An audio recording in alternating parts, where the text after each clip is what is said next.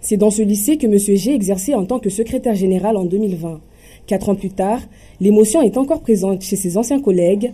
Roudouati est agent d'entretien dans l'établissement. La victime était son chef de service. On avait tellement de peine, de douleur, car c'est un être humain comme nous. C'était notre chef.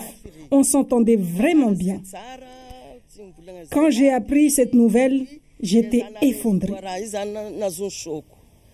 Cette dame, qui souhaite garder l'anonymat, faisait également partie de son service. Consciente du niveau de violence présent sur le territoire, elle ne pensait pas un jour entendre une telle histoire digne d'un film se produire sur l'île. J'aurais jamais cru entendre une telle chose un jour. Ce qui lui est arrivé est très grave. On était tous affectés parce que c'était notre chef, celui avec qui on était souvent ici. Mais bon, on ne peut rien y faire. Les faits remontent à octobre 2020. L'ancien secrétaire général du lycée de Coconi s'est endormi en oubliant de fermer sa porte. Après un coup de fatigue, conséquence, 5 individus, dont 3 mineurs au moment des faits, s'introduisent à son domicile pour le cambrioler. Mais l'histoire ne s'arrête pas là. L'homme, alors âgé de 58 ans à l'époque, se fait dépouiller puis séquestrer.